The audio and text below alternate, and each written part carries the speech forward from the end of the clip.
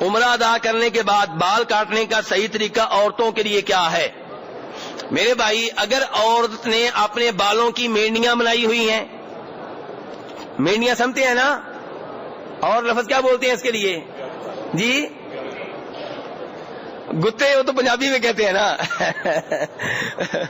چلے بہرحال، یعنی کہ مینڈیاں بنائی ہوئی ہیں، یہ ایسے جو بنا لیتی ہیں عورتیں، ٹھیک ہے۔ چوٹیاں کہہ رہے ہیں جی بھائی، کئی بھائی کہہ رہے ہیں چوٹیاں بنائی ہوئی ہیں، تو اگر چوٹیاں بنائی ہوئی ہیں تو ہر چوٹی کے آخر سے ایک انگلی کے پور کے برابر بال کاٹ لیں۔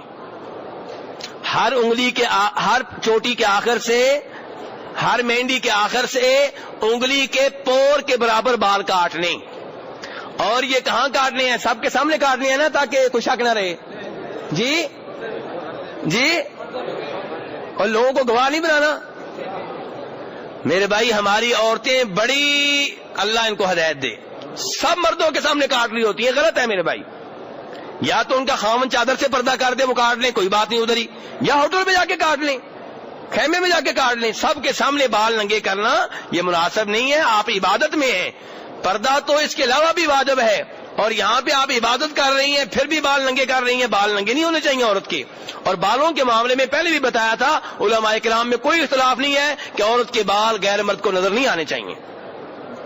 تو بہرحال، اور اگر عورت نے مینڈیاں نہیں بنائی ہوئی، چوٹیاں نہیں بنائی ہوئی، تو پھر سر کے جتنے بھی بال ہیں ان کے آخر سے ایک پور کے برابر کاٹ لیں، یہ بال جمع کریں کاٹ لیں، پھر یہ جمع کریں کاٹ لیں، ایک پور کے برابر۔